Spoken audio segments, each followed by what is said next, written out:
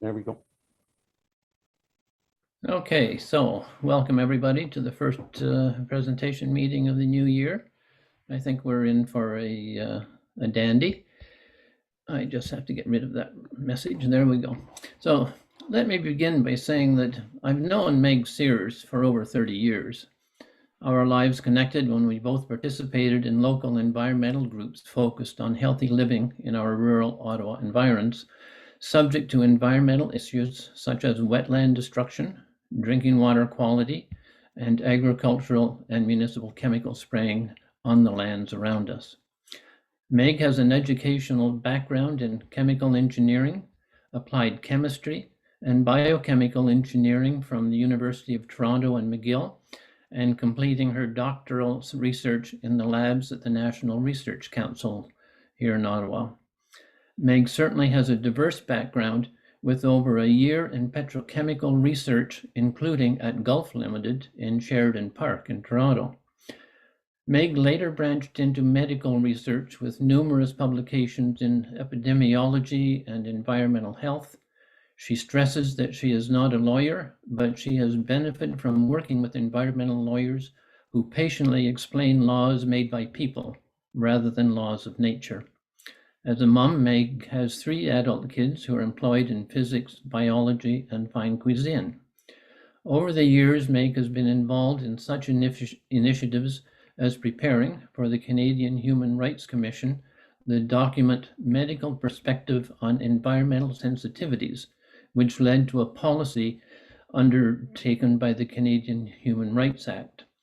Meg is currently self-employed as a scientific writer and editor, most recently researching and writing 3 guidance documents for the Canadian Committee on Indoor Air Quality, on multiple chemical sensitivities, the indoor environmental quality, and, updated as of last summer, COVID-19 in buildings. As for volunteer work, Meg is currently the chair of the Canadian organization Prevent Cancer Now. Her personal focus, in collaboration with Canadian environmental, health, and policy organizations, is on ridding our environment of the many toxicants causing human cancers. With all this background, it's now time for you, Meg, to take over and to give us your thoughts on science for public health and effective environmental law.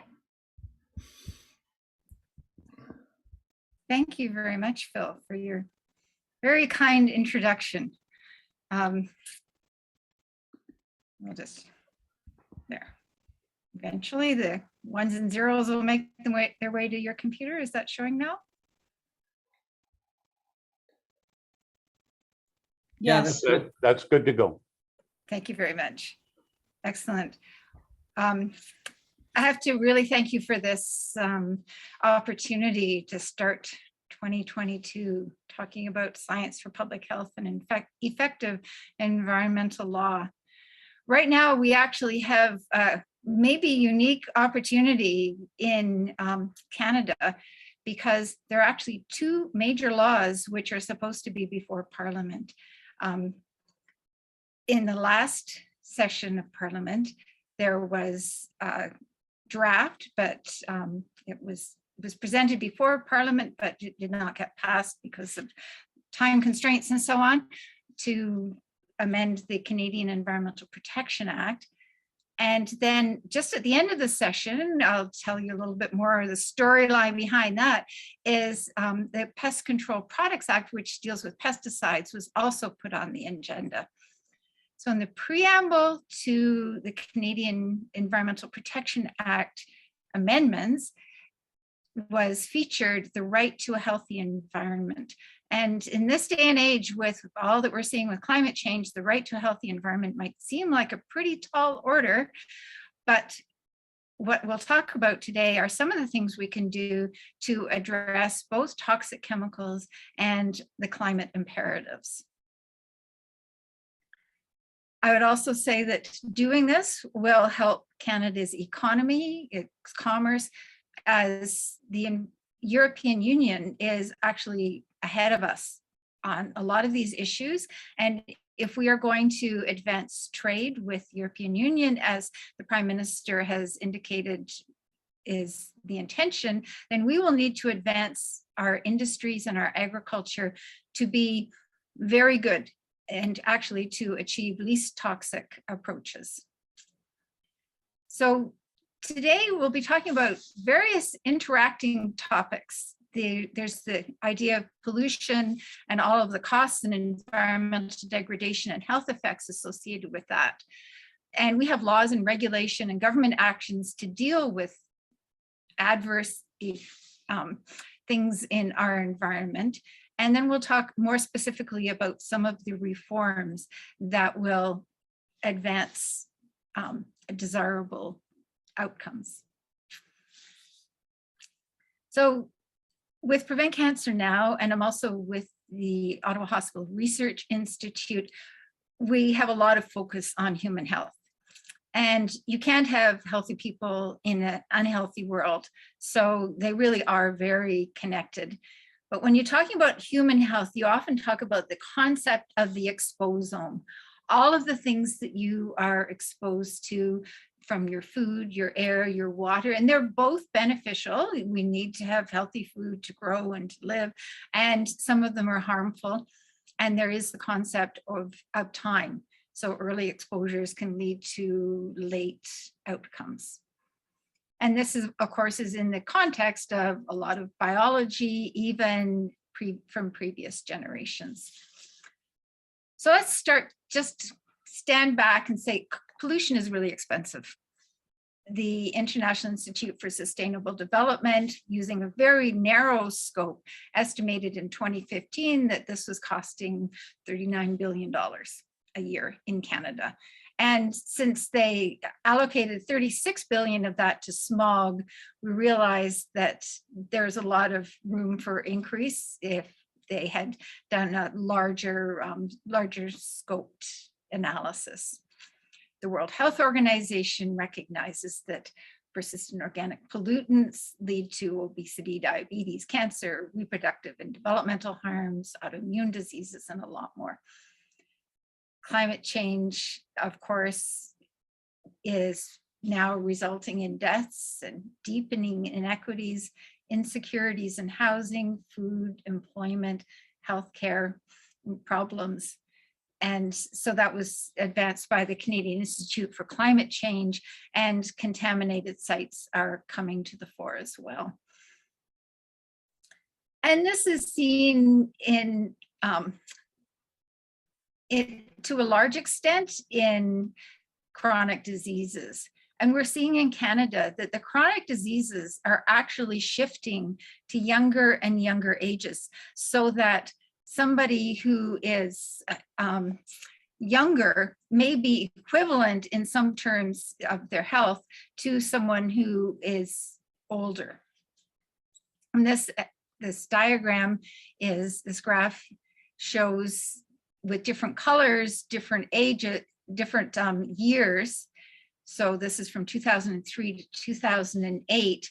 And over that time span, the people who are age 45 to 65 actually became less healthy than their older counterparts. And during the same sort of time, diabetes was increasing at between 3 and 5% per annum in adolescents and in children. So we really are seeing that Canadians are less healthy than we used to be. And this is a similar idea. We're looking at multimorbidity. So we've got that is associated with obesity, which is itself considered a morbidity. So this is obesity plus asthma and or arthritis, high blood pressure, diabetes, heart disease, cancer, stroke, chronic obstructive pulmonary disease, or dementia. And again, we're seeing that these are increasing over time between 1996 and 2012 to 2013, that the same pattern is seen, that it's increasing over time amongst the very obese, or the obese, the overweight, the normal weight. And on the far right-hand side, we see the underweight, and being underweight may be an indication of health problems, or it could simply be that you are underweight and you also have these conditions. One of the reasons that this might be occurring, a contributory factor, is that we are increasingly being exposed to synthetic chemicals that interfere with our hormones. And there are hormones for reproduction, for appetite. Hormones are basically your chemical signaling system in your body. We have the nervous system, which is electrical, and then we have hormones. And this is just one example of endocrine disrupting chemicals. Bisphenol A, the chemical that is in the water bottles and so on that were banned for infants, it acts like estrogen. And when we look at these mice, the one on the right-hand side is a normal one, and the one on the left-hand side was given a little bit of BPA early in life, and then it was stopped. And this is how they developed. So, you know, we might actually look at some of the parents and offspring down the road and think, you know, I perhaps see a similar kind of pattern amongst people. This estrogenic activity is linked to cancers. The early exposure affects gene expression. So this is how it doesn't change your genes, it just changes the way that your genes are translated. And it ends up causing adult disease, such as the comorbidities that we just looked at. There are also a lot of cancers associated with being overweight or obese. This is from the American government, and they range from cancers of the meninges, that's the coating of the brain, the cancer of the esophagus, multiple myeloma of the blood, that's blood cells, kidney, the ovaries, the uterus, the colon and rectal cancers, pancreatic cancers, just about all of the cancers. And on the top right-hand side is thyroid cancer, which we will talk about just in a minute. I just want to give you an idea of a project that looked at this multiplicity of contributors to cancer. Now, historically, we have classified carcinogens and non-carcinogens as two separate families of chemicals, but cancer is a very complex process. And there are some chemicals that will contribute to one aspect of the process. So for instance, if you look around the ring here, we have resisting cell death and replicative immortality. So the cells keep reproducing and don't die. That's why the tumor gets bigger. You know, if cells reproduce, then some die, but not in cancers. They avoid immune destruction, and there's genetic instability and so on. And in order to have a complete carcinogen, you have to check all of these boxes. But there are a lot of chemicals in our daily lives that check some of those boxes. So the Halifax Project looked first at adverse exposures and realized in a set of this, a very large set of very complex reports that were put together by hundreds of researchers around the world. It's a tremendous effort. Basically, the bottom line is that by the time you get up and you have your shower and your shave, or you put on your perfumes and your skin creams, and you have your genetically modified food for breakfast that has some, you know, perhaps glyphosate or some pesticides in it, and so on and so forth, and you have exposures from the indoor air, perhaps formaldehyde from your, some new cabinets in your kitchen, whatever, that we're exposed to many, many things. By the time you get up and you get out of the door on your way to work in the morning, you can actually have checked all those boxes. So in your daily life, there is a complete carcinogen, although it's not one single chemical. And similarly, they did a second study looking at mostly foods that would modulate or reduce all of these adverse effects, and found that you could actually eat your way out of checking all of these boxes. So there are beneficial things that you can do to avoid checking the boxes to produce cancer. And there are a lot of exposures in our daily lives that will contribute to development of cancer. So that gives us some context for moving ahead. Now in Canada, we are seeing changing rates of cancer. And so this was put out by the Canadian Cancer Society in 2017. And you'll see across there that some cancers are going up and some cancers are going down. And the really great news is that we can prevent cancer. If you look across here, tobacco-associated cancers are largely going down, which is fantastic news. But there are some, obviously, on the left-hand side that are going up. The one that is going up the fastest is thyroid. It's a little bit complicated because thyroid cancer is a bit of a, some thyroid cancers are not as aggressive and so on, are treated slightly differently, but nevertheless, there is certainly a concern with thyroid cancers, which is affected by thyroid hormone, obviously. And liver cancers, which the liver is used to metabolize toxic chemicals and drugs and lots of things in your life. And then there are, on the wrong side of the scale, several cancers that are associated with either with the reproductive and hormone sensitive tissues, such as in males, the testes, male breast cancer, and in females, the uterus and that kind of thing. So cancer is, kind of static, but when you look into it, we are seeing very concerning trends with cancer in Canada. Now, we did mention that thyroid cancer was going up very rapidly, and there are some chemicals that are well known to increase the risk of thyroid cancers, and those are often found in waterways. They are put out by industries. And so this is a fantastic study, very simple study that was put together by Tanu Sarkar, who is at Memorial University.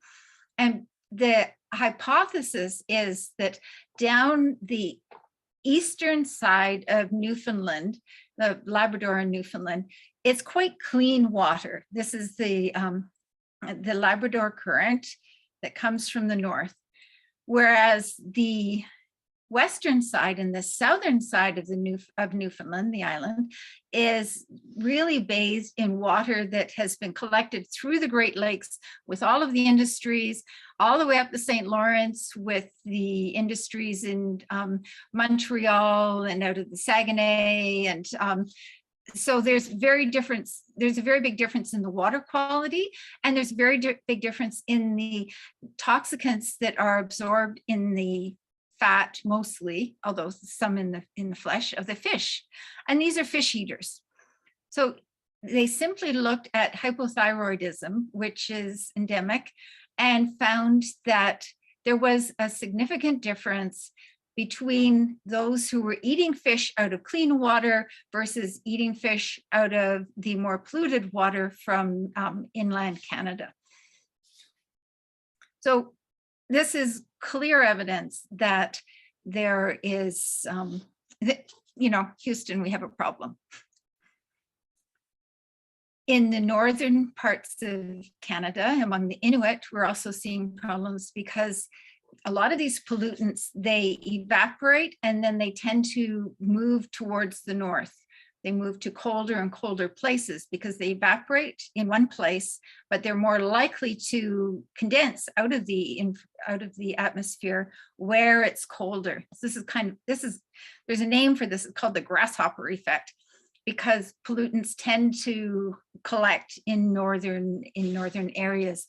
And so we're looking at polychlorinated biphenyls and related chemicals, as well as at the bottom, a metabolite of the insecticide DDT, which is DDE.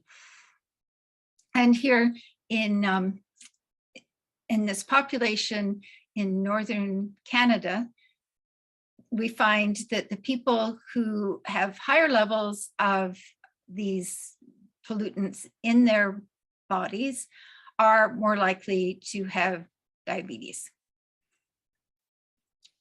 So we've got clear correlations. So what are some of these organic pollutants? Some of them are things like flame retardants and anti-stick and anti-stain chemicals. They're found in furniture, all sorts of places, and they're also in emergency responders' clothing. Some are these perfluorinated anti-stick and anti-stain chemicals that are in Teflon. They're also in food packaging. They, for quite a while, were in ski wax, and I believe they're still in ski wax that's used by competitive skiers, but most of that has been, it was a bit of a flash in the pan. These make the skis slide really, really nicely, but it leaves behind pollution in our pristine wilderness, which is less than desirable. They're permanent press chemicals, which also cause rashes. There are chemicals that we don't even know about, that are not even identified or declared in a lot of electronics.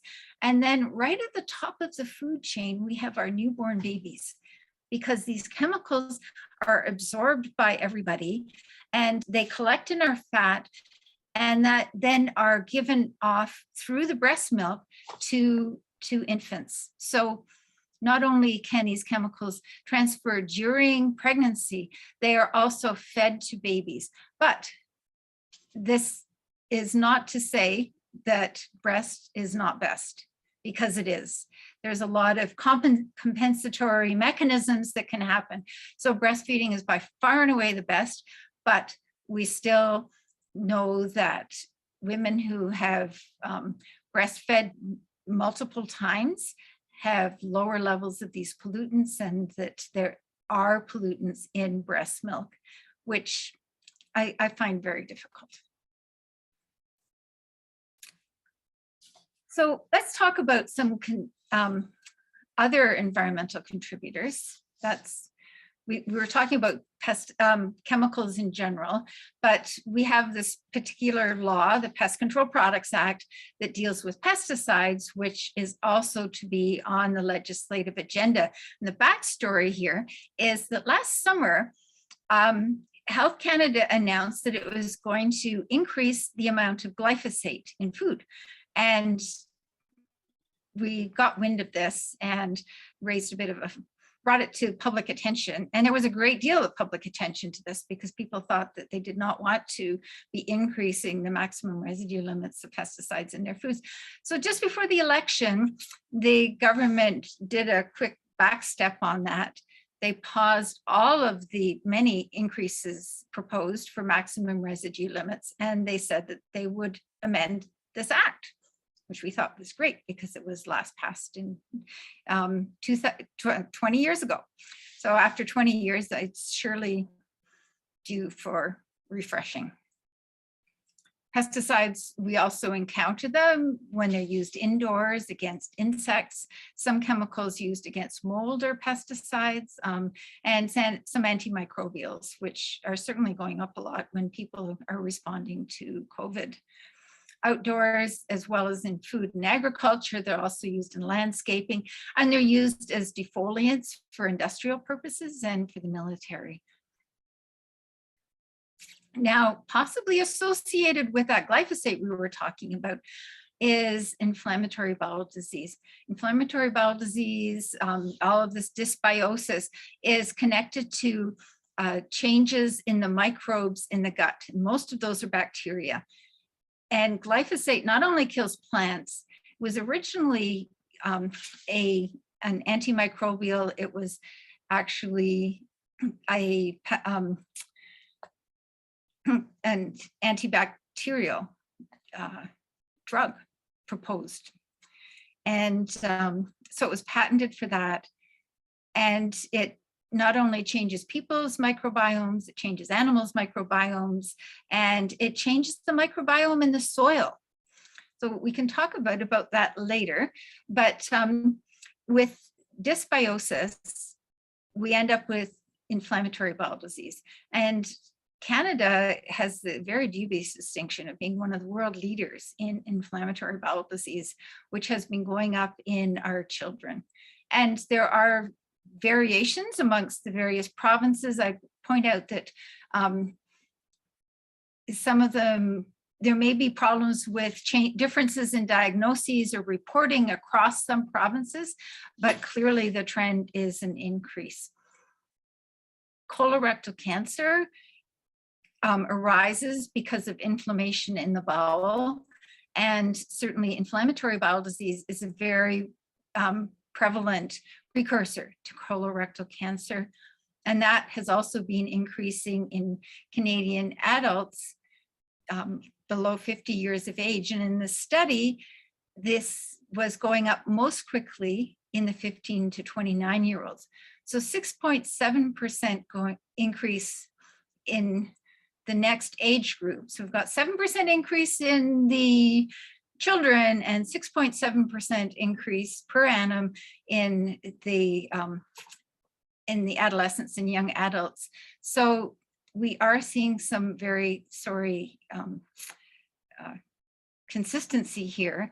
And this is despite during that time, there were actually decreases in alcohol consumption, decreases in smoking, and small increases in fruit and vegetable intake and inactivity.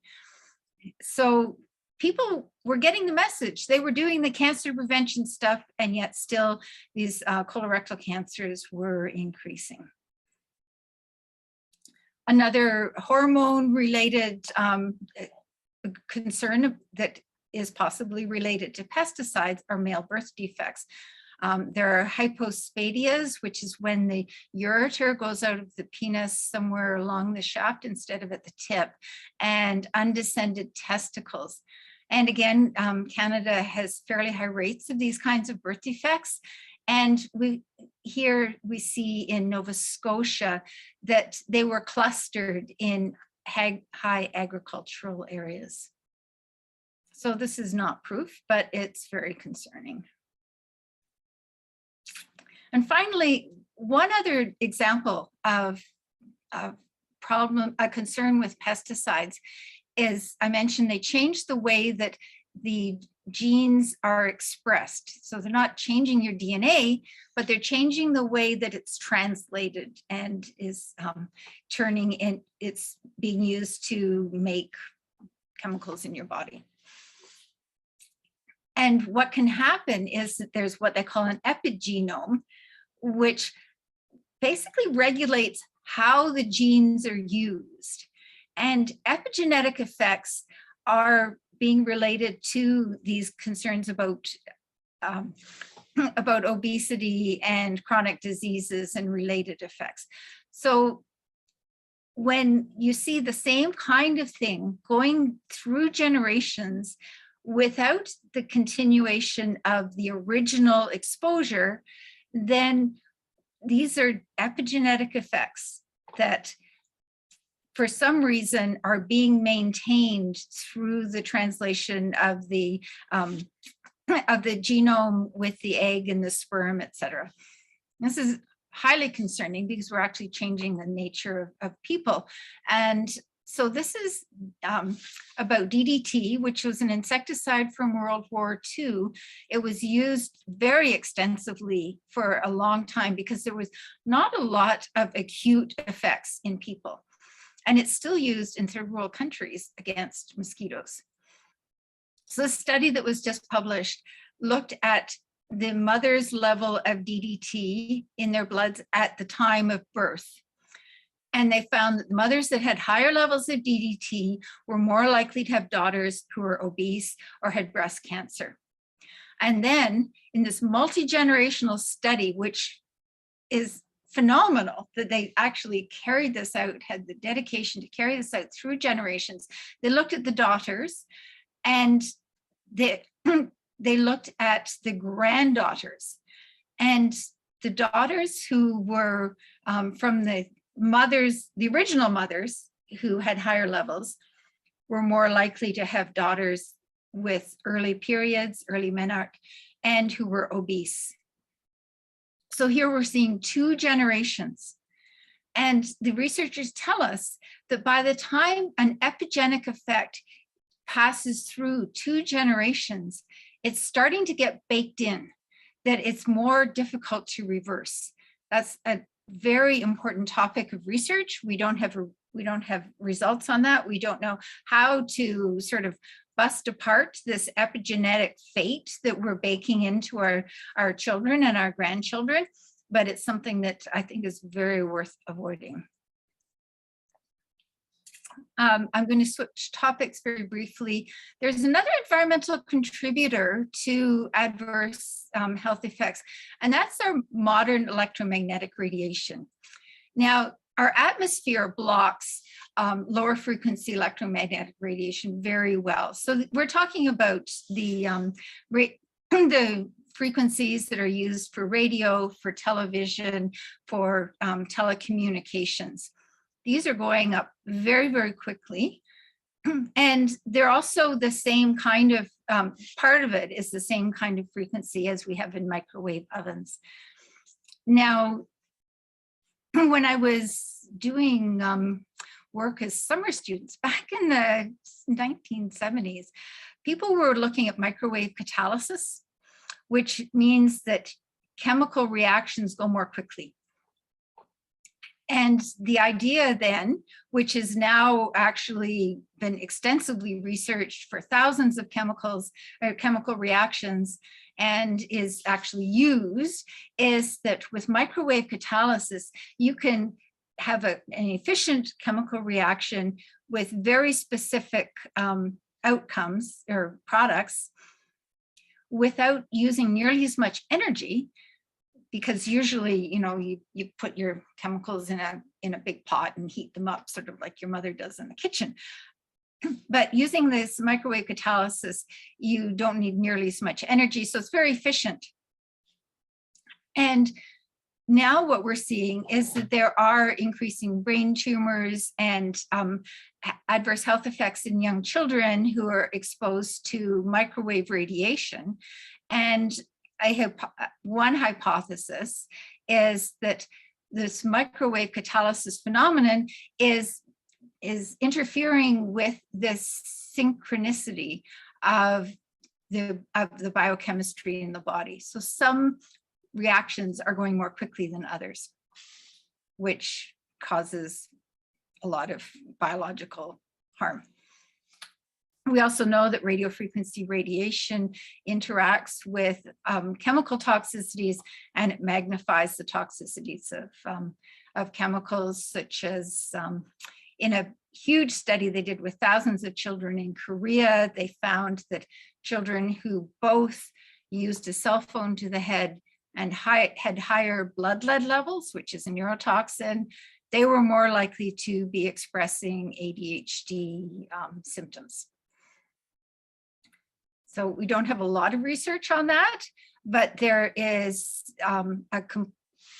we have checked off the boxes of the very basic research, and we've seen problems in various populations. So it is a concern. What has not been looked at all in Canada are the environmental factors to do with flora and fauna, and particularly birds and insects. A large multi-part review was published of this just this summer. And there was also a very large court case that went through the US courts, and the US Federal Communications Commission was ordered to review the environmental effects of the radiation that's used for telecommunications. Here in Canada, after a 2015 parliamentary committee, the government of the day made a commitment to review environmental effects of radio frequency radiation, this telecommunications radiation. And in fact, that never happened. And Environment and Climate Change Canada confirms that it does no assessment, monitoring, research, or anything to do with environmental effects of radio frequency radiation. So we see that this is a huge gap in environmental protection in Canada. And that actually the Canadian Environmental Protection Act would be the ideal place to situate this kind of concern. So as we move ahead, we need to have some kind of legal reform.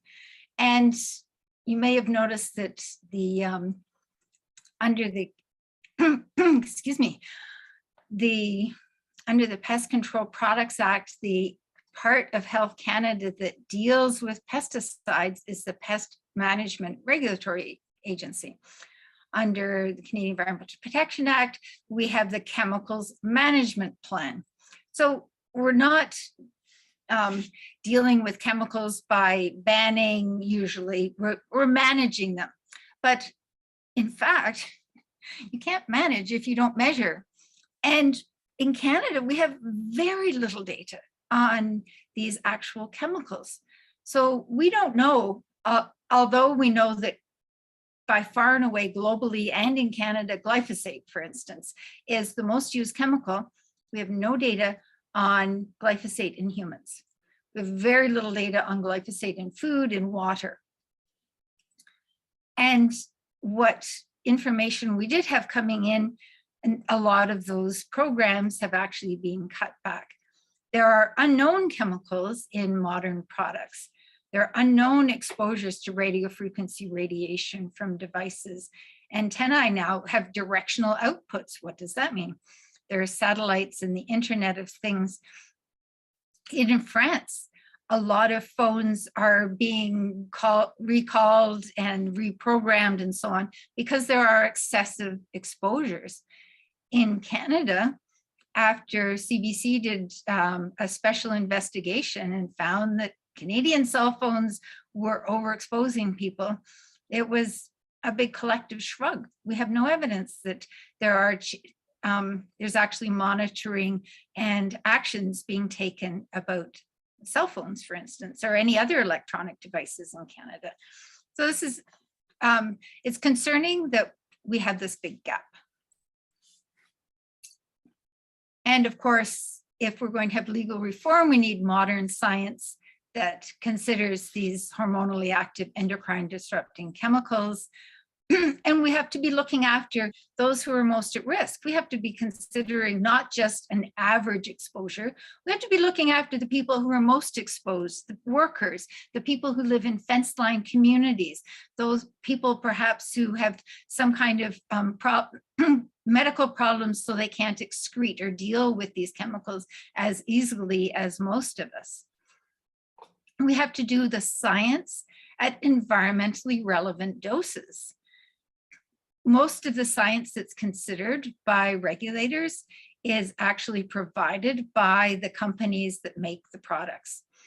And the last thing in the world a company wants to do is to test at environmentally relevant doses, because if something was found, that test would preclude them putting it on the market.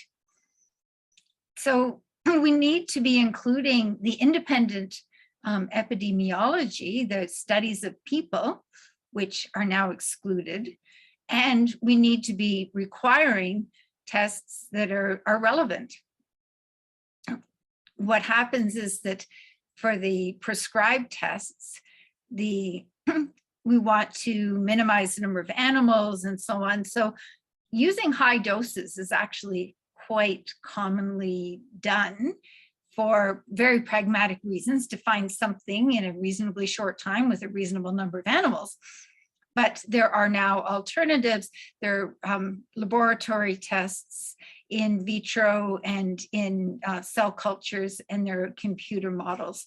So this is advancing very quickly, and it's an international effort, and we need to be a lot more aggressive about being on board. So some of this would require us implementing precaution. We have this modern science with, even with very small animals, such as fish embryos. There's cell cultures, there are biochemical and these computer models that are now being validated. And this way we can have an early prediction of adverse effects, and we can make safer, effective choices. Right now, the Canadians are protected from, for instance, the effects of radio frequency radiation. Not something that might happen, not something that's plausible. We're protected if it's established and if it's adverse. And being established, for an adverse effect to be established requires epidemiology, that studies in people. So we have to have a sufficient number of people harmed by an adverse exposure before it's going to be pulled back. That's the opposite of being a precautionary approach. This is a waiting until the bodies are in the streets approach to allow business as usual to continue until we have very strong evidence of adverse effects. And of course, we have to manage to get our heads around this chemical life cycle data, the environmental and the exposome estimates. And there are a lot of chemicals. So one thing that's being done is some groups are advancing, and this is happening to some extent, in very limited extent in Canada, more so in some other jurisdictions, to group things together. So these PFAS, anti-stick chemicals, they're being grouped together. Flame retardants, antimicrobials are being grouped together. Even if they don't look the same, they have the same kind of effect. So they might be grouped together chemically, they might be grouped together for more pragmatic reasons. The bisphenols that made that mouse yellow and big and fat, and also phthalates, which are chemicals that are added to plastics and come out of plastics that are also endocrine disruptors. Phthalates are also in fragrance mixtures. Some solvents and certain metals that are being grouped in this class approach. And there's sixclasses.org is a website that describes this quite thoroughly. And they have a series of peer-reviewed publications on this approach. And then if we're going to be reforming law, we have to figure out, we want a precautionary approach. And how are we going to do that in the context of this day and age? And in Europe, to some extent, they're advancing this idea of essentiality. In other words, we're past the time when we should simply have things because we can. Just because we can is not a good enough reason anymore to be producing things, to be mining, to be, from bitumen to the bottle of whatever frivolous thing you want to buy. That's not good enough. So do we need it? Is there some way we can fulfill that need using some more benign practice or product? And so I'm sure that everybody on this call today knows about the precautionary principle that was well enunciated in Rio back in 1992, that's a while ago.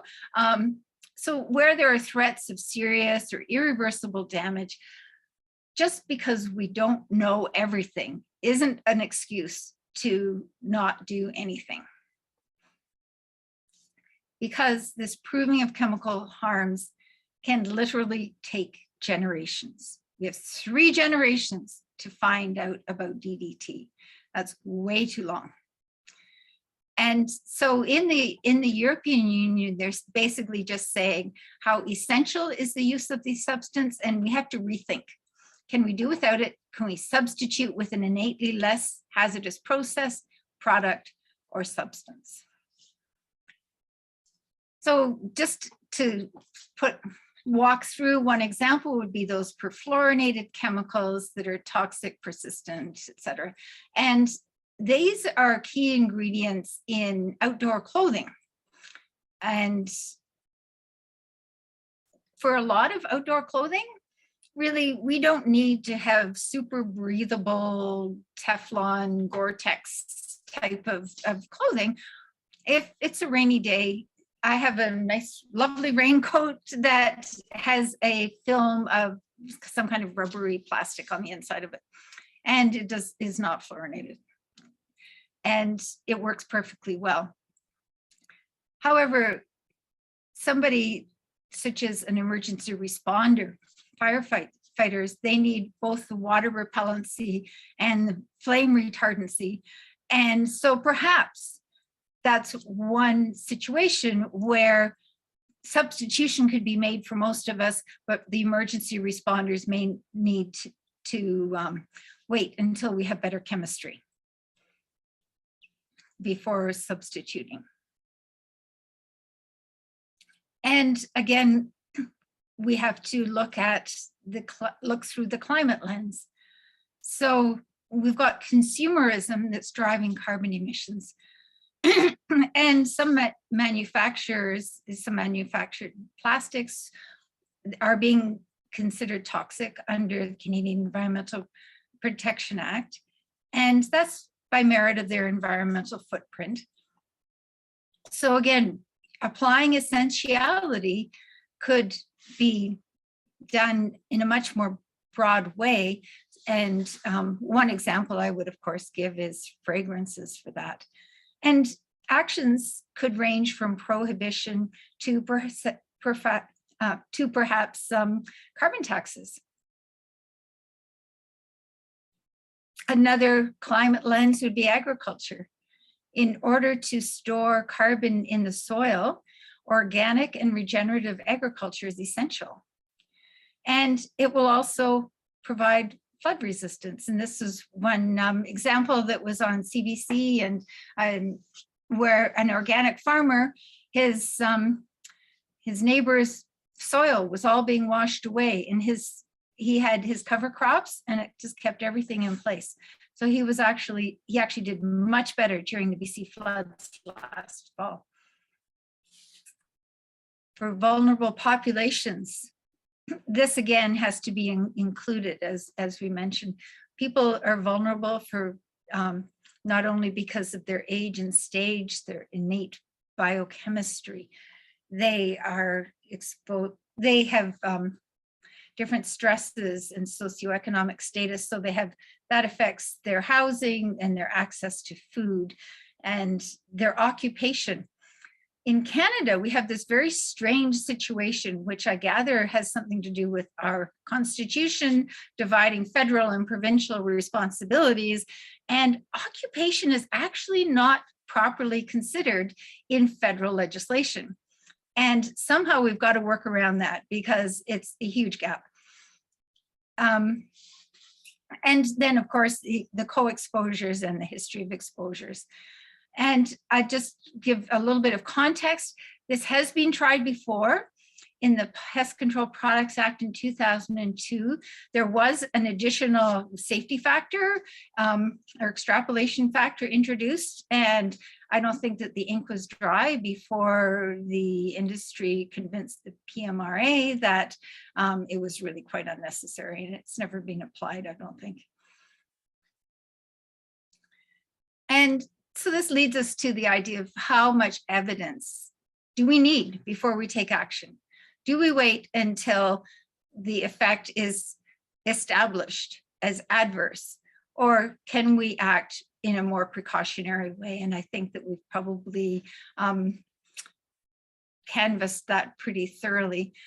But just as we wait for the government to take action, one of the premises of Prevent Cancer Now is that individuals can make personal choices. We can tell companies what we want on the shelves if we've got the knowledge and the availability. And unfortunately, it's also a resource thing, because sometimes the safer products are more expensive, which is something else. That's another socioeconomic issue to address. So if we're going to measure to manage, perhaps we need environmental health information infrastructure. So we've got these exposure data gaps, but we do have some clinical tools and research on personal exposures. And we're also advancing a pan-Canadian health data strategy, which actually was another victim of our constitutional division of power over the over healthcare. So across Canada, health data is provincial, and so it's not well, it isn't combined very well or interoperable, but there is a group working on that.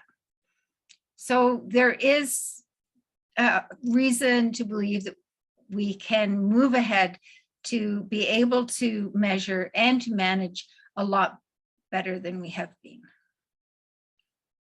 And as I say, we need some ambition for health and commerce. The European Union actually aims to reduce synthetic pesticide use by 50% by 2030. At the same time, Canada was planning to increase pesticides in many foods, according to this UN Codex agenda. And Codex, it turns out, is cooperating with the industry group, CropLife. So I think we have to decide whose side we're going to be on and align ourselves appropriately. So at this stage, I would thank you so much for this fantastic opportunity. And I'd say it's over to you. How should Canada's two major laws for environmental and human health protection be amended? And we have taken a first stab at that. So if you go to the Prevent Cancer Now website, there's actually a Take Action Now letter to be considered in that to do with this. So thank you very much. Okay, well, thank you very much, Meg. I've been taking a few notes, and I think that my answer for society is we have to start over. We haven't done it very well. But well, if only we had that luxury. I know. Wiping the slate clean. Let's just wipe away all that carbon dioxide that's in the air. Yeah.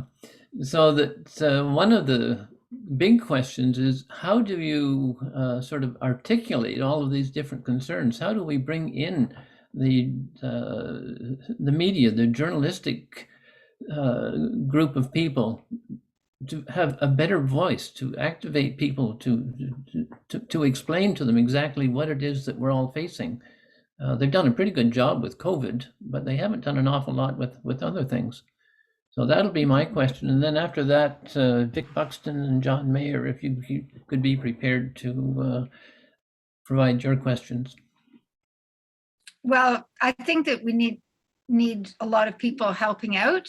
People have to be able to write letters to the editor. They have to, on the tool that I pointed out on our website, that actually is to send letters to the ministers, to the critics, and to your own MP to gain attention to these kinds of concerns.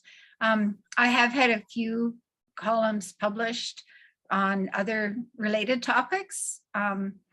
But yeah, it would be fantastic. So I hope that people will share the video and their concerns, because really it's the people that lead the leaders, as Gandhi would have said.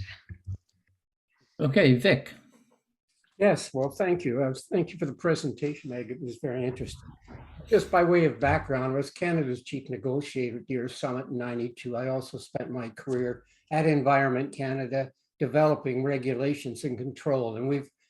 And first point I'd like to make is Cancer Now raised the issue of cell phone and cancer-related tumors in children many, many years ago, and it fell on deaf ears. And I'm not quite sure why, but I was at a conference or a meeting with them, and the doctor was pretty adamant about it, showing evidence of this, yet it was totally ignored for years, still is. The second point I'd like to make on this one is the issue of genetically modified organisms. Because when they first came on the scene, I was invited to chair an international conference at Harvard University, where there was issues between countries in the European community, especially France, and other countries, especially the US, that was creating these GMOs. Okay, and the issue from an environmental perspective was always the burden of proof had to rest with government that there was some adverse effects. The problem is when they were introduced on the basis of economics, you know, plants that created extra profits, trees that, you know, would reproduce quicker for lumber uses. But no one was obligated to really get in the game of determining what was the impact on the environment. And the government didn't know that, so we couldn't even steer the science at the time. So the issue to me was largely one of burden of proof, and that was what was missing. I'd like to see what your intake is this, because to me, the challenge is switching that burden proof, that the company, before it can introduce a chemical or a product, must prove beyond a shadow of a doubt its impact, and not just on humans, but on the environment, the habitat, everything else. And then they're going to argue, as they have for years, oh, that costs far too much, Anyway, your take. Thank you. Yes, well, you're absolutely right. And to some extent, there are some approaches that are being taken in the European Union, much more so than in North America.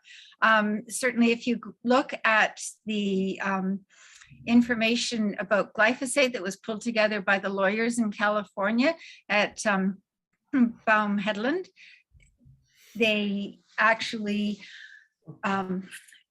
this is the law firm that got very large billion-dollar compensation for cancer victims who were exposed to glyphosate.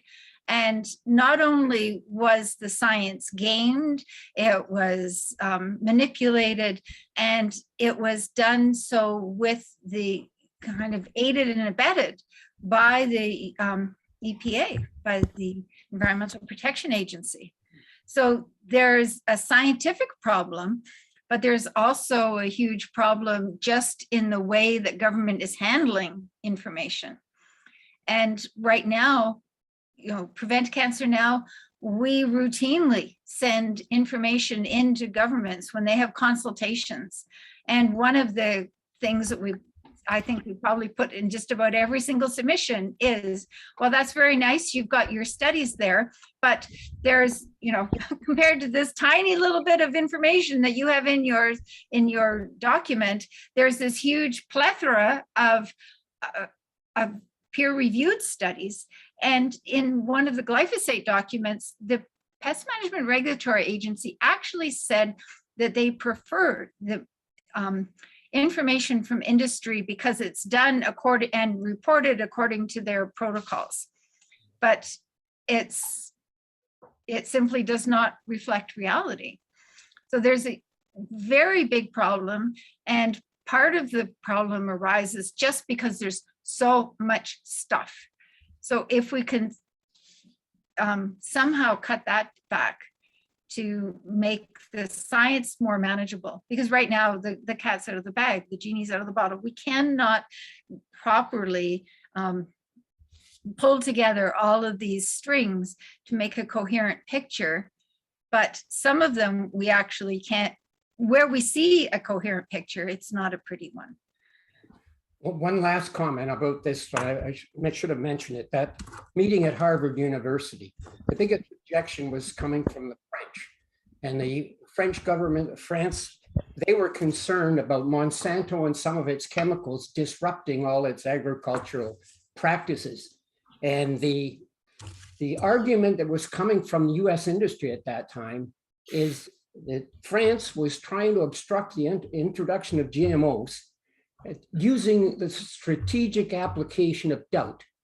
And there was no scientific basis for that point of view. That's what they were saying.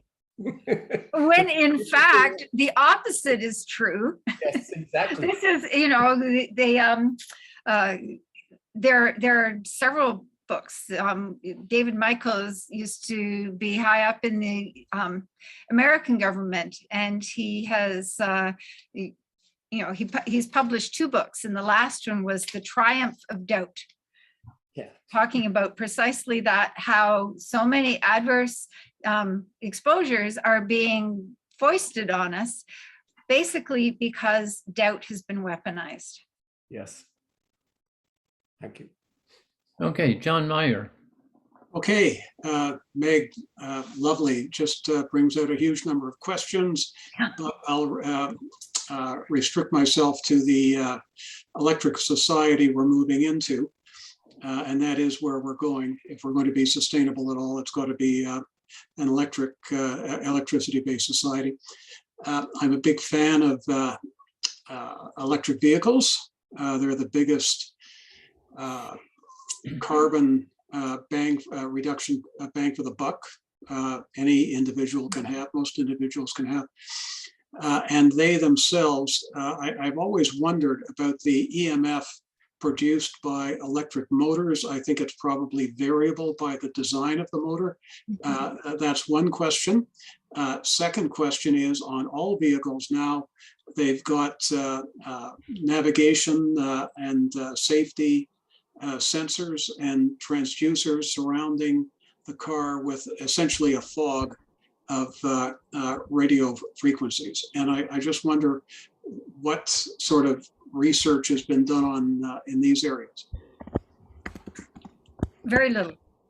To do with the some people call it electrosmog, which I think is an excellent term.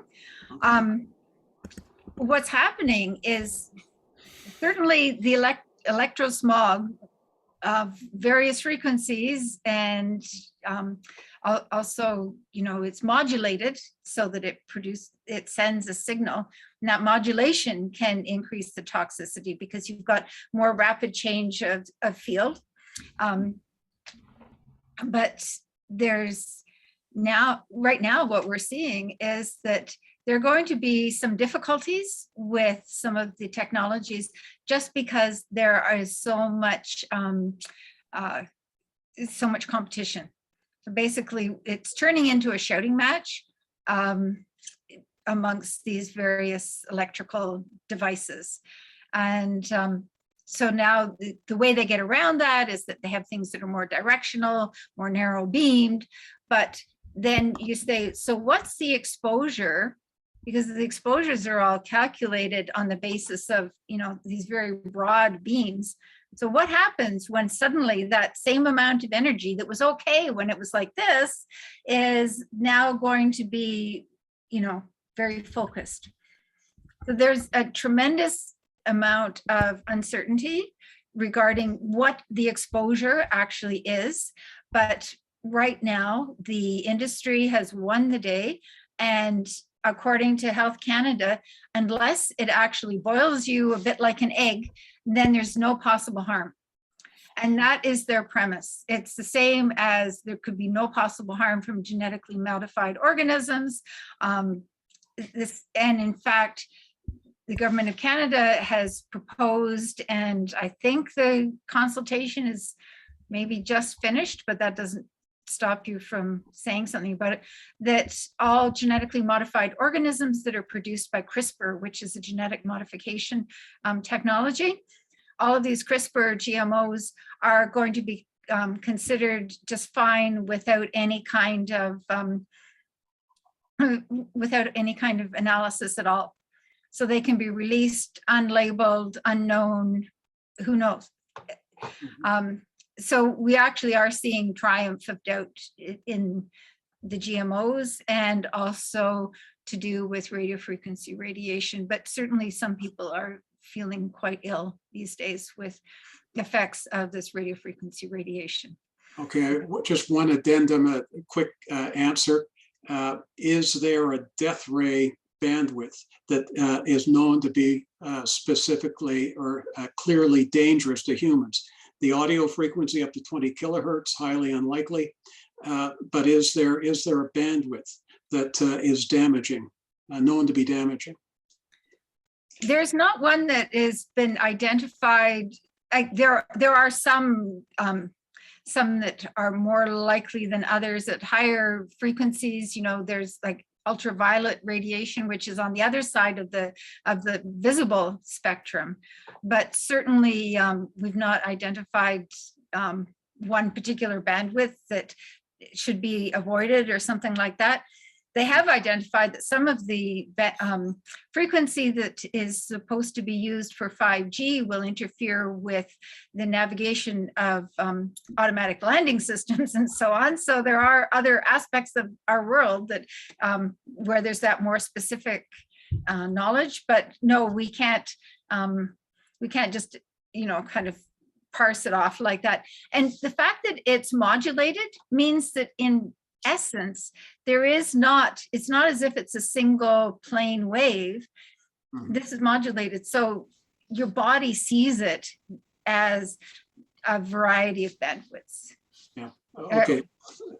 Okay. Thanks very much. Okay. Okay, John Hollins. Thank you very much for your broad description of a witch's brew. I've got 2 points I'd like you to respond to. The first one is basically what Vic Buxton said a few minutes ago. The onus in our 20th, 21st century societies has been on citizens or representatives of citizens to show that something is wrong about a new thing that is introduced. Vic said that onus is the wrong way around, and he's absolutely right. Yep. I can't see with our current form of governance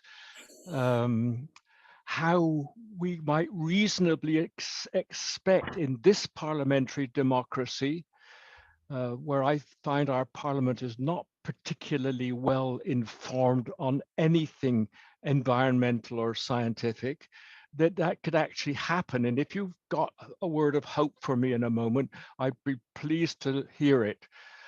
I also, like John Meyer, want to come back to the interaction of radio waves with organic materials.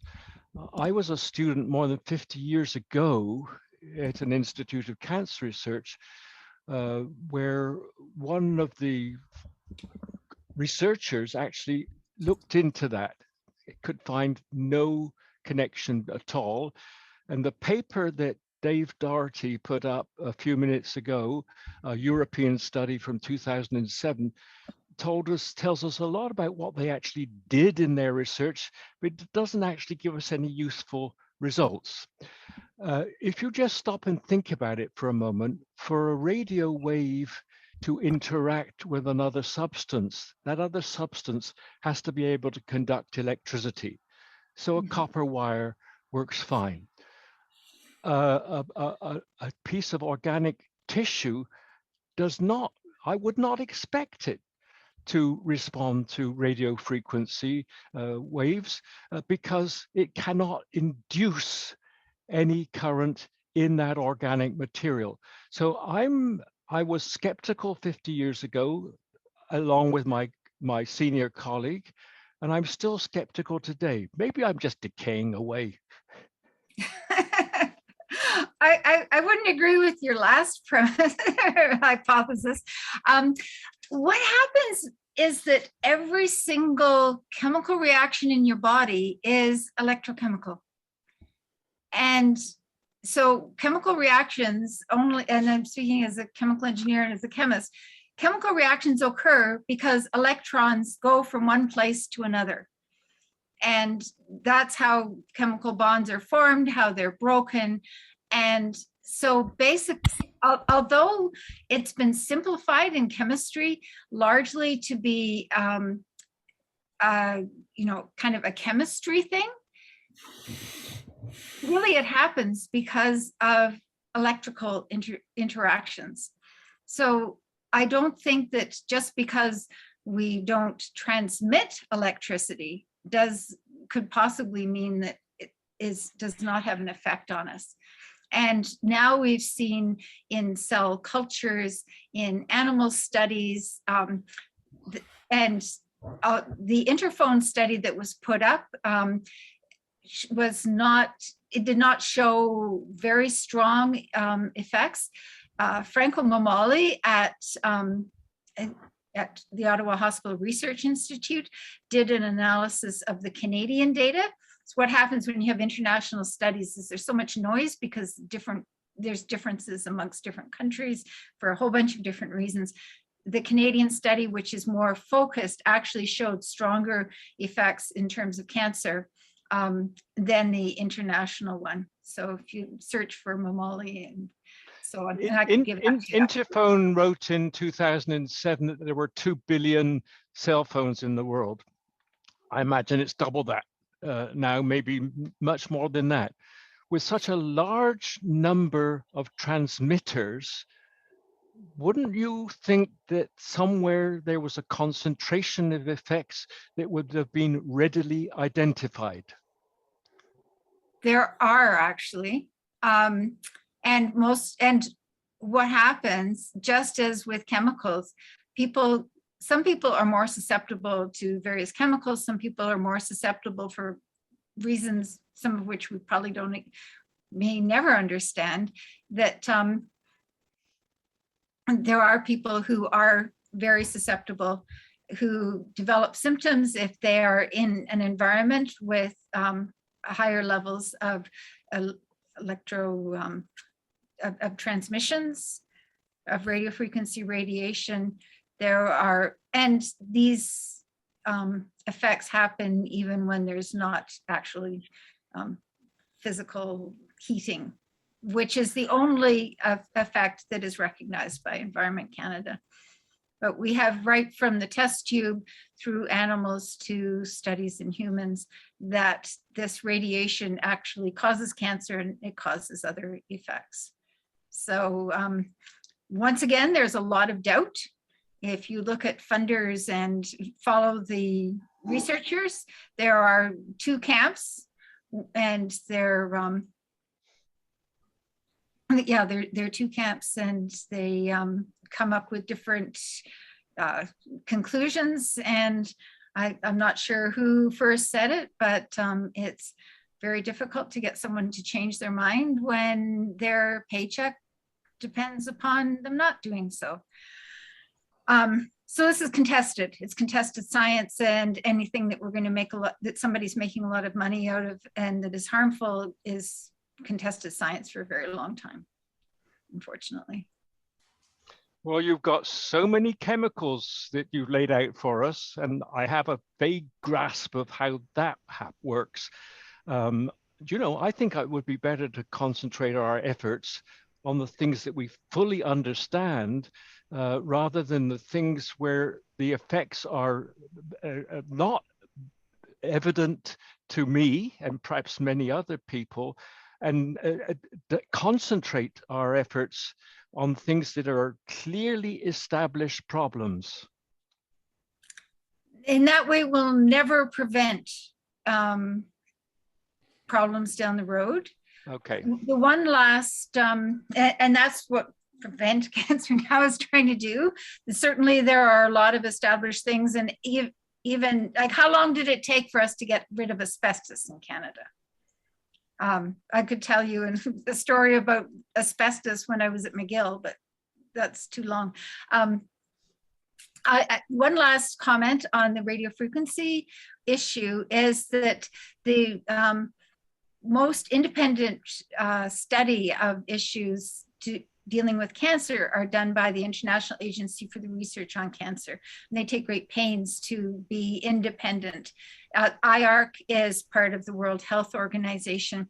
And they have now classified, they first classified radio frequency radiation back in 2011, I believe it was, that as a possible human carcinogen. And it's now listed for urgent reevaluation on the basis of at a large animal study out of the US showing carcinogenicity at frequencies and exposure that are sort of typical of cell phones. A second animal study that was done at the Ramazini Institute in Italy, which is a very prestigious toxicology type of institution, found increases in cancers and other effects at frequencies and exposure levels that were typical of being fairly close to Wi-Fi. So this was much lower. And they found the same kinds of tumors. There was a lot of consistency between the research. So these two very large, very expensive, millions of dollars in research found consistent results in the animal studies. And that was what IARC had indicated was a limitation in their findings, was that there was strong evidence in humans and some others, but they identified the animal studies. So since then, two very strong, very large animal studies have been done. Thanks. Okay, so Art, it's going to be your turn, and then Dave Doherty. Okay, I just want to say that I've spent much of my life in the electromagnetic interference world, but it's primarily one piece of hardware to another rather than between hardware and humans. But one has to go back to the fact that every piece of wire carrying a current is in fact an antenna, which means all your house wiring has been radiating you. Every building you go into, every automobile, whether it's electric or it's an internal combustion engine, there's a cable harness carrying power down it, and it's radiating you. So at least the AC stuff is, and of course with spark plugs, that's hitting you with pulses that are coming at a never increasing rate depending on your speed. One of the things which I liked was your comment of electrosmog, because what we did in the satellite world is say we build this box and we try and prevent its susceptibility due to radiation emissions from other sources. And then you want to test it. People kept saying the best test in the world that you could possibly do is take it down to New York's Times Square and see if it'll work, because there is such a conglomeration now, particularly of internet routers and taxis and emergency vehicles and radio and TV. I mean, it's just an incredible confusion and I dare say a lot of energy in the environment, in the RF spectrum. And that's just an interesting comment. I do want to just let you know that I have 4 internet routers. I have an Internet of Things home, which can make most people's heads spin. I have two EVs, and I'm totally electrified. So I live in my own home, quite a electro smog, and I'm sure it's not 100% safe, but I'm also not quite sure that it's going to kill me either. So it is certainly a world that has got some uncertainty built around it. One of the things which struck me during the talk was the concept of saying your precautionary principle that says, wow, shouldn't we be simplifying things? Here I'm living in a world where I'm making things more complex, at least in an electromagnetic spectrum. But if we went back to living like we did in the 1950s, we had a whole bunch less electromagnetic influences hitting us. But what that means is, although it's all very attractive and you know, you cut back on all your stuff, but it means giving up convenience. It means giving up comfort. It means, in fact, reducing your standard of living. I mean, you have to go back and grow your own vegetables again. How horrible can that be? And I mean, people don't do that anymore. It means changing lifestyle dramatically. And I think that as attractive as that is, it is very hard to implement. And I don't know what sort of legislation can be brought in to try and address the impact of, you know, this consumption and overconsumption route which we're on, which we know is in fact the very basis for the Club of Rome and the limits to growth. There's only a limited amount of resources on the planet. And of course, because of that and our population growth, and our consumption is ever increasing, that we're burning more fossil fuels, climate change, and all the disasters which are hitting us now. So, and that's just the big picture, which says, how do you get people's attention to this happening? And quite frankly, Meg, I think you're right in the middle of it. I think that you're building the bridge that says it's human health, for getting it down to individuals and saying this complexity that we are building around ourselves is in fact impacting our health status.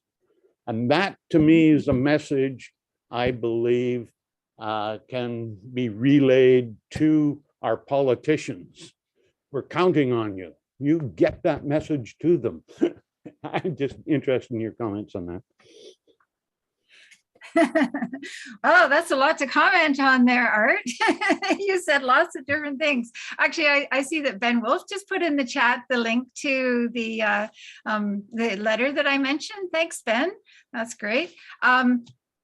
First of all, Art, you said that your Wi-Fi and Internet of Things and so on isn't going to kill you. And I would say, you know, some people say what doesn't kill you makes you stronger, but I don't believe that. It could have some kind of health impacts that are marginal, and they all work together, as we've discussed. One of the things that I am very cognizant of is that there are safer ways to do things. So, for instance, Prevent Cancer Now, our approach is to, first of all, if there's an option, use fiber, use wire rather than using wireless. And I live in very happily. I have a wire connected to my computer. I have, you know, a wire from an antenna that's way out at the edge of the property where it actually has line of sight to the tower. And I don't, much to my children's chagrin, I don't have Wi-Fi. And when I got a new furnace, they said, oh, well, I said, so how are you going to do that thermostat? And they said, oh, we'll just do it wirelessly. And I said, well, actually, I don't want that. I'd like you to, you know, connect it using this connection that was to the old furnace, you know. And they said, oh, we can't do that. And I said, well, just try. And within 5 minutes, they'd done it. So there are ways to do things safer, which I think is broadly applicable through our, you know, through life. There are easier and sometimes easier, sometimes maybe marginally more difficult, but perhaps just not your standard way of handling things. You know, we might have to change some habits or something. But if a farmer's field is either going to get washed down into the river during a torrential rainstorm, or like the farmer on the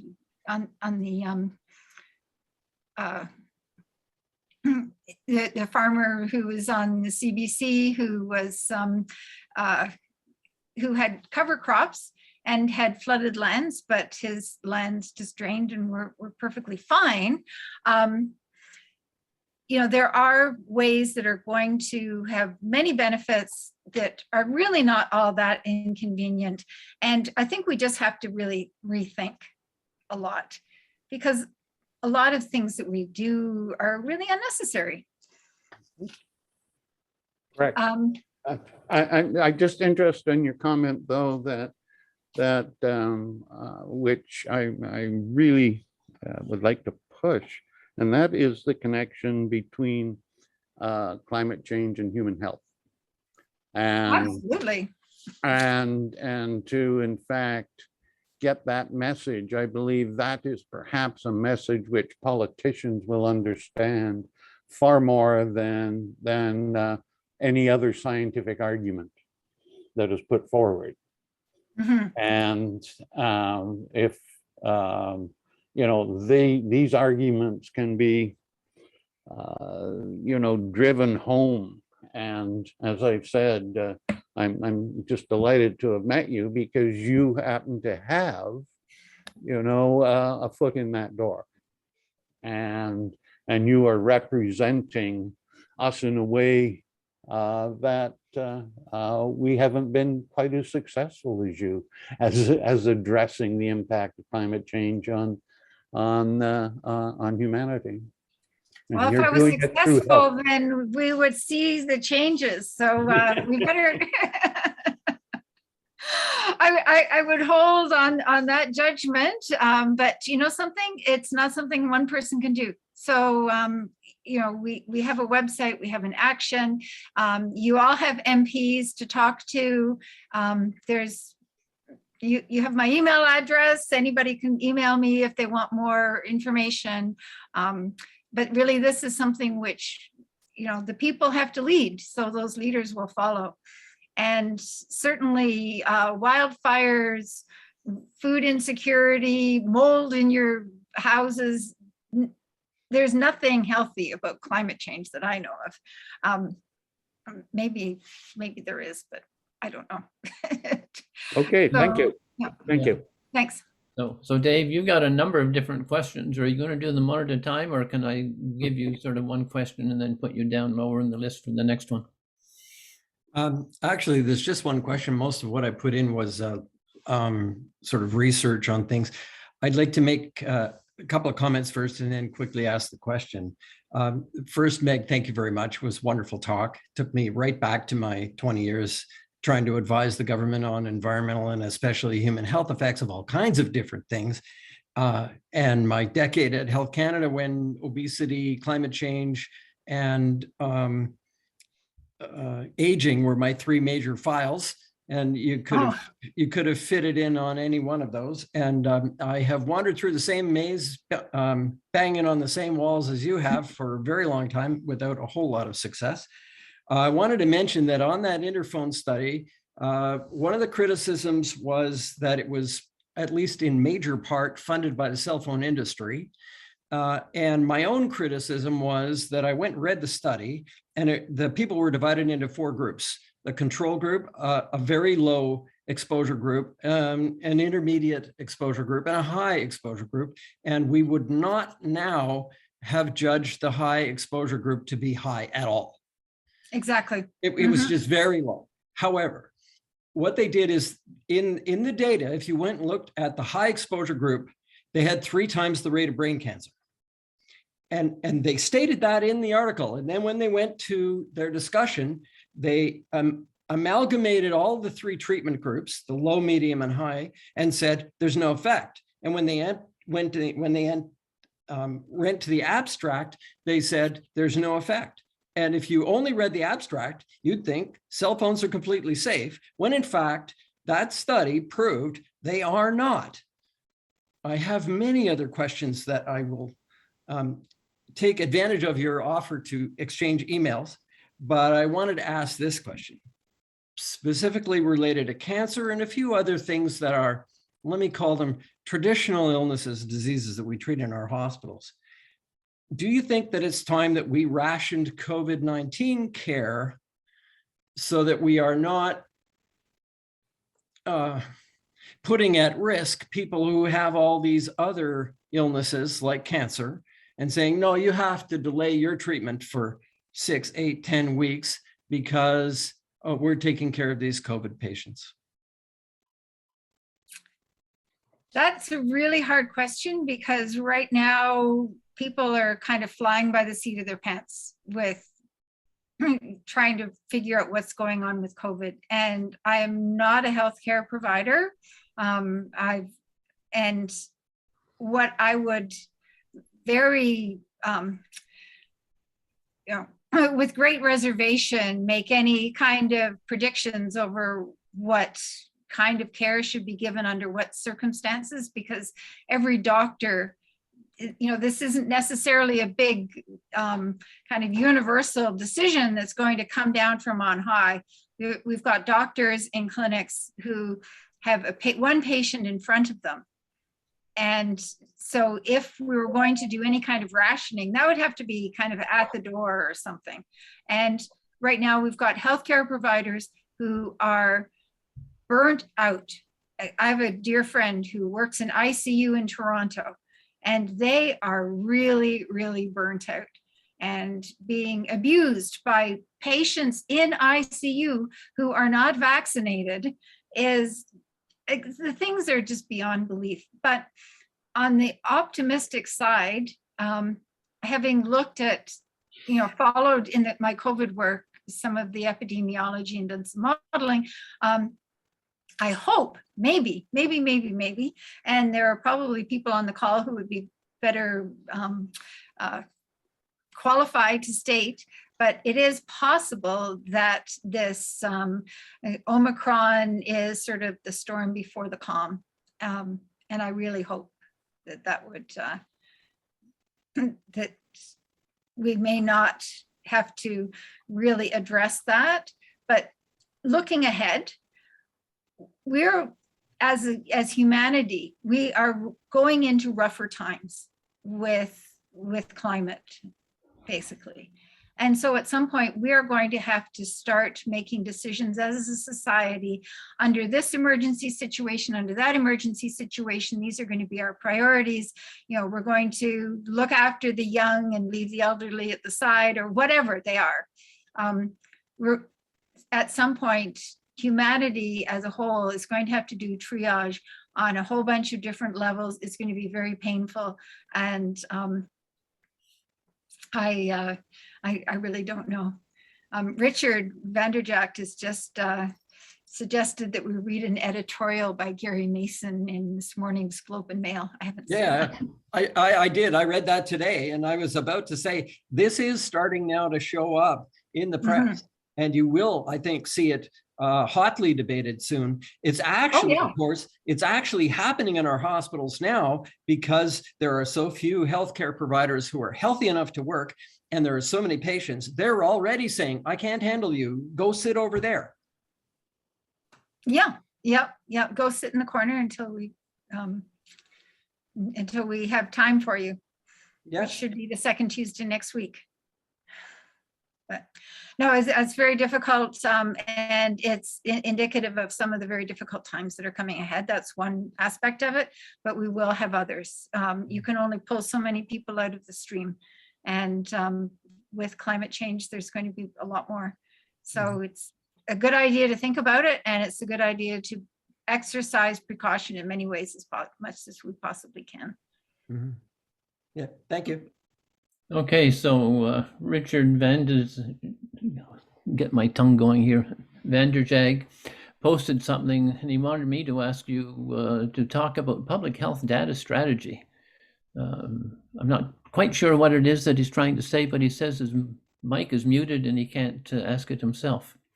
Oh, okay. Well, I did address this to some extent. For across Canada, we have disjointed health data, like medical data, because it's a provincial jurisdiction. But there is this national strategy that is being worked through so that we will have that kind of health data.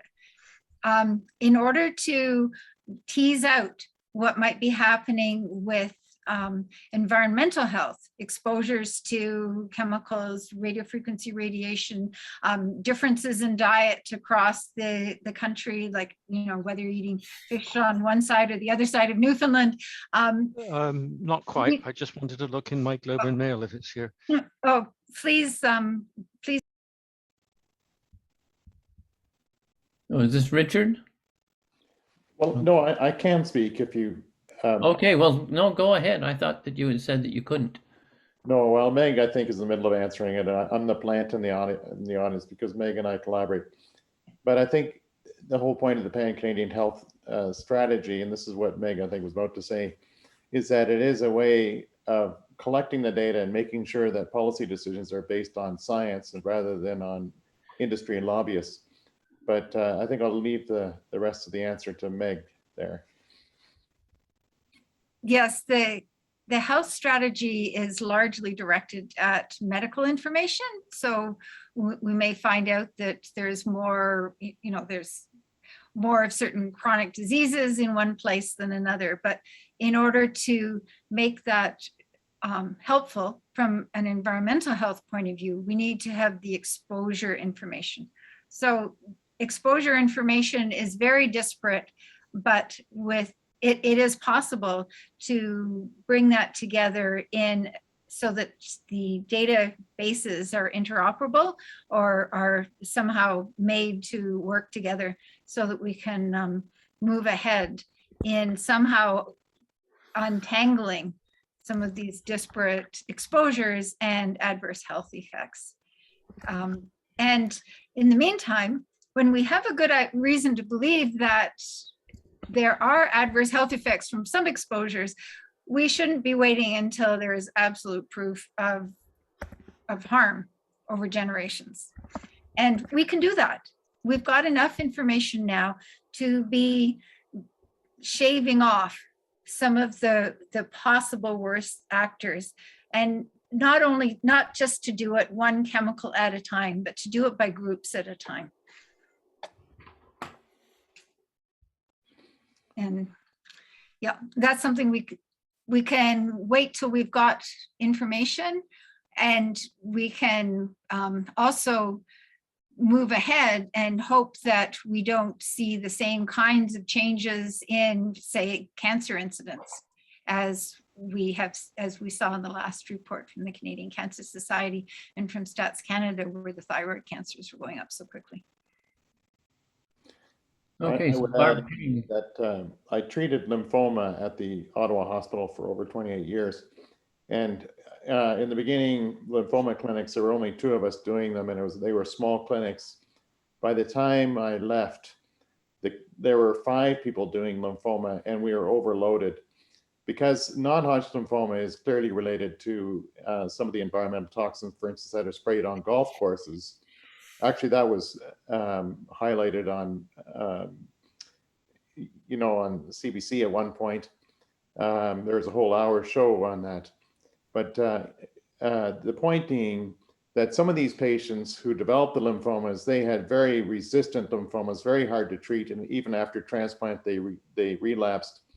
And they're a very different animal than what we used to see 20, 30 years ago. So these are things that I actually saw in clinic. It's not abstract in the literature somewhere. You're seeing this happening. And then this is what drove me to start to try and move towards how can we prevent this from happening rather than spending billions of dollars developing new drugs to try and fight this and treating them in hospitals at great expense, plus lost opportunity to patients. This is very real stuff that really makes a huge difference in people's lives and life expectancy and lost opportunity. That's why we need to drive towards change. Absolutely. And there is research showing that cancers that result from adverse chemical exposures are a lot like what they call secondary cancers. So it used to be that if you had cancer once and it was treated and then it comes back, it's secondary, or you get another cancer as a result of the very harsh drugs. It's secondary, and that's much harder to treat. And so Richard was being faced with these very intractable, difficult to treat malignancies that were apparently the first malignancies, but they were acting as if they were triggered by chemicals as opposed to other mechanisms that might have been, more prevalent in terms of overall malignancies before we had as many toxic chemicals in our environment. Okay, Barb Payne and Mary Hagan, you're going to be after Barb Payne. I've been a little bit confused as to what your schedule is going to be. Okay, Barb? Do we have Barb Payne with us still? Yes, I apologize. I don't have my camera on. Okay. I think, Phil, you think I was maybe going to mention something else. I noticed an electronics industry article last night that said when they do simulations for the RF signals that a car has to deal with, that they have as many as 512 simultaneous emissions, 512 sources coming in and at the vehicle. Anyway, but another thing I wanted to mention was related to something that Art said, actually, where he was asking how to get people's attention. And I know he asked that later in what he said, but I think near the beginning of what he said, it was something like wanting to go, how to get people convinced to going back to the way things were. It seems like a very small change in wording, but I find that I have very good success if I don't use the word back. It's progress to think of things in the way that Art, you yourself were saying, that, it should be that people should realize that climate and human health are a connection. It's not just climate change and climate chaos, period, end of the sentence. You have to make it the whole sentence, and that it's progress to consider that no matter what the good strategy is. It doesn't have to be a quotation marks back concept. Anyway, that's my 2 cents. Thanks, Okay. Barb. Yeah, so I Mary. think you're absolutely right.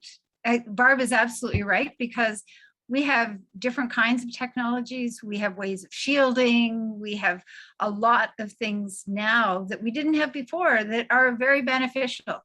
And so to frame things as, kind of going back to the Stone Age, that's not going to get you anywhere.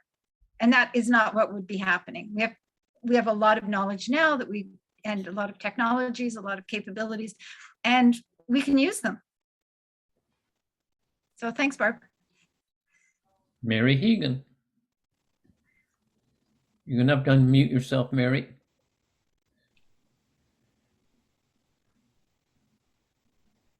Can you hear me now?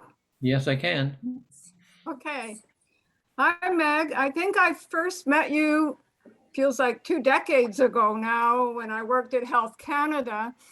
And I was working with publics and trying to start to learn for the first time the connection between cancers and toxic health effects. And so God bless you, you're still doing it today, and that's wonderful. For me, I have to flash forward to what I'm doing now and a lot of the conversation today. And I can't help but believe that to help people understand the witch's brew, which is sort of overwhelming, you have the knowledge, we just get terrified to hear some of it, that we have to go local.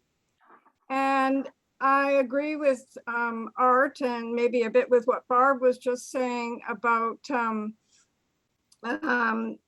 simplifying these things by looking at the human health impacts and not making new problems when we start taking at the community level real action on climate. And the other day, Meg, at a climate caucus meeting of cafes, you so kindly offered to apply some of your knowledge to work with local groups on the link between health and climate action. So I would love to pursue that more, but how do we do that in a way that is really positive for people? Where would we start? And maybe you know some websites that people like myself could go to learn how other communities are doing this in very concrete terms. That's a really important question, Mary, and that's the kind of resource that I think we really need. And I honestly think that we're going to have to do that because I don't know of there are all sorts of places where they'll talk about the green infrastructure and walkability and so on and so forth. But when it comes down to, the materials and the types of,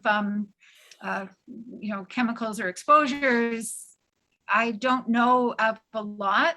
People talk about concrete because it requires so much, energy, and it releases CO2 when it's being made. But that's a really good question. And the existential part of the climate conversation is that's really important. And that's sort of where the human health part comes. You better do this or you're just going to go up in smoke. Whereas dialing it back and talking about, I don't know, like mold in buildings and those kinds of things that I talked about during the talk, there are a lot of human health consequences of recovering from, climate disasters. So if we made a list of those, it would be pretty easy to put together those resources. I think they're pretty spread out right now, but I think that's an excellent idea. Okay, maybe we can work with each other a bit on that in the future. Thank you for all you're doing. Yeah, that's what we need, a longer to-do list. Mary is just amazing. She does so many things.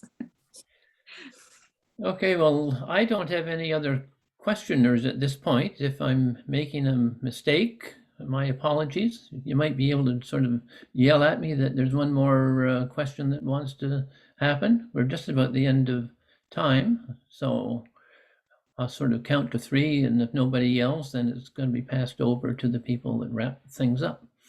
1. I have a question or an observation, I think. Okay, go ahead. Yeah, yes, I want to come back to this challenge of how do we get politicians to respond to some of these concerns? And I just want to say, maybe some of you will remember the Honorable David McDonald, who was a former MP, but he was also chair of the House of Commons Standing Committee on Environment.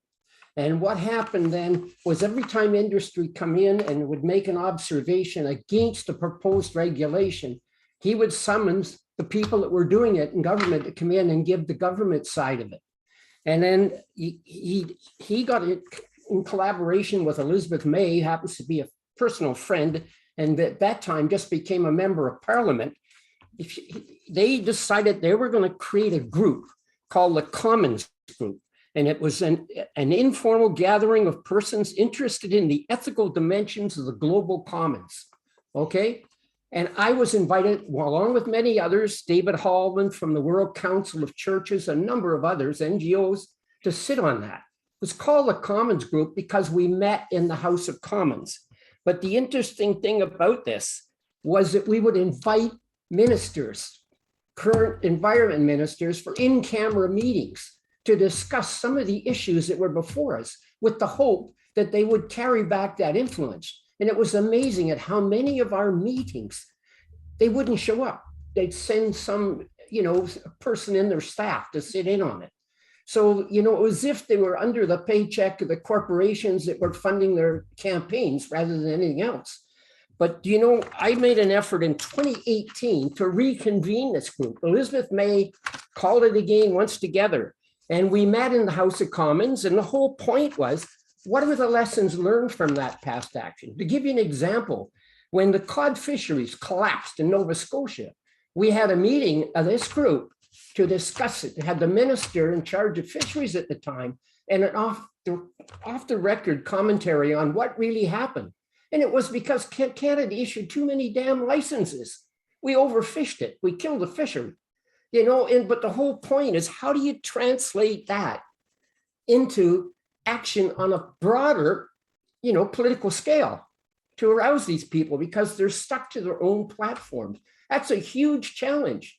And I'm not so sure the small community groups are going to do it. We need a, you know, Greta Thunberg or somebody to step up and really stimulate the population writ large, or we're never going to solve this problem. And Meg, any observations you can make along that? Appreciate it. Oh, Elizabeth May is wonderful. She is fantastic. And actually, Elizabeth May was one of the founders of Prevent Cancer Now. So that's, you know, just one of the very smallest of the feathers in her cap, I suppose. But yeah, it's, you know, on our website, we have tools, we have things that people can, you know, the letter that we've got now, and then we have other actions on other issues, like more specific issues. And I think what you're asking is really the million-dollar question, is how do we get, you know, the sticky fingers out of the pockets of the parliamentarians? Yes. And certainly the lobbyists.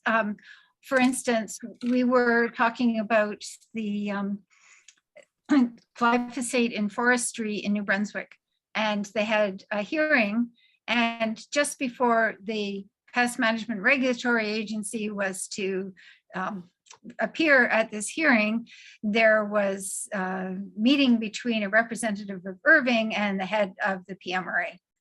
So certainly, you know, if you've got a vested interest, then you've got very legitimate avenues to follow, and you've got lots of money to pay people to do this for you, whereas our group doesn't have money for this. And there are some larger environmental groups in Canada who have a somewhat more muted message and approach than ours. For instance, there was a large effort put into having the right to a healthy environment put into the preamble of CEPA. But no one within the larger groups actually said, okay, how do you put the wheels on this? How do you make it happen? So Prevent Cancer Now and the Canadian Environmental Law Association, we were the principal ones that pulled together key amendments and kind of said, all right, if the rubber's going to hit the road on this, what is it going to look like? And that's the kind of thing I was trying to talk about today.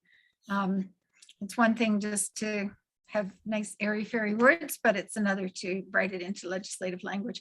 I'm the last person in the world who would claim to be capable of doing that, but it's, you know, we need to have those kinds of people more prominent, and I think I better write Elizabeth and see what she has to say.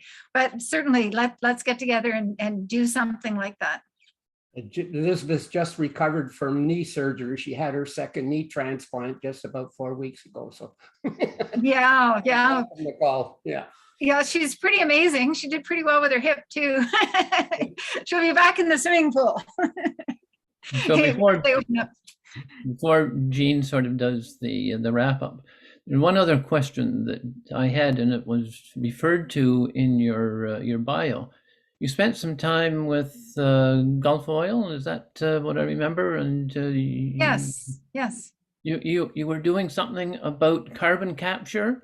Maybe you can fill the people in on what your role was and your take of it was.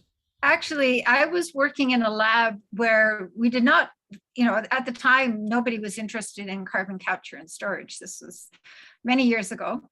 But they were very interested in what they call enhanced oil recovery, because basically if you have an oil reservoir, it's pressurized, you drill your hole, and just like jet clampet, it comes out of the ground. But that doesn't last for all that long. And then you have to start pumping on it. And then once you've pumped everything out that you can, there's still an awful lot of oil left in the ground. So the idea was that we would like to have enhanced oil recovery, and they do this kind of thing. And wouldn't it be fantastic if we could just use carbon dioxide, because it's worthless. And yet we've got loads of carbon dioxide coming out of stacks and so on. Just capture that and put it into the ground and get oil out, and what could be more wonderful? And so they were trying that. And they took reservoir fluids from various places in Saskatchewan and in Alberta, and they mixed them with carbon dioxide. They actually tried sticking it into the ground as well. When they put carbon dioxide into the ground, they found that what happened was that all of the asphaltenes, which are these large molecules, and just like the name would suggest, they basically turned into asphalt, which gummed up the reservoirs. They did not manage to inject very much in there, and they also did not get very much out because they basically kind of gummed up the works. So they tried this every which way to Sunday, and they found that unless you mixed a lot of other things in with the carbon dioxide, and these would be high value components like heptane, and they kept kind of going up the molecular size, and the larger molecules have a lot of value because they're liquid, then it just didn't work. So now we have people saying that they are going to inject carbon dioxide for enhanced oil recovery, and that carbon is going to stay in these reservoirs that are now so punctured with all of these abandoned wells that they're like sieves. There's no way they're going to be holding anything. So we have these two fallacies that are being proposed and being pushed as answers to climate change. Whereas we've got Canadian research dating back decades saying on two counts, you're not going to get more oil out. The carbon dioxide is not going to stay put. And this is certainly no answer to climate change. That's my take. Well, thank you very much. Over to And you, if Petro Jean. Canada, which bought out Gulf Oil, comes to get me, then I'll ask you to come and rescue me.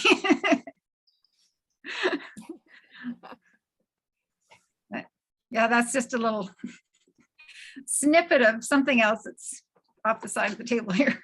Yeah. So Jean, over to you. Thank you very much, Phil. And Meg, thank you on behalf of KCOR. I would really like to thank you very much for a very thought-provoking topic and discussion today. It's as I've heard many people say, it brings back a lot of stuff from many years ago that everybody has thought about in the past, and just very, very thought-provoking. And for anybody who is here today, I would like to say thank you for joining us. If you're a KCOR member, please remember to go and look at our kcor.com website for any information that's coming in. For those people who are not a KCOR member, please visit our website as well. At that time, you will be able to see the video of this particular presentation on our YouTube site. And we hope that you can subscribe to our YouTube site and help us spread the message that we at the Canadian Association for the Club of Rome wish to impart to people. So on behalf of KCOR, again, I would like to say thank you very much for a very, very interesting talk. And we look forward to having more discussions with you in future. Thank you. Thank you very much for the opportunity, for all of your attention and tremendous questions. And I certainly look forward to working with people here as well. Really appreciate it.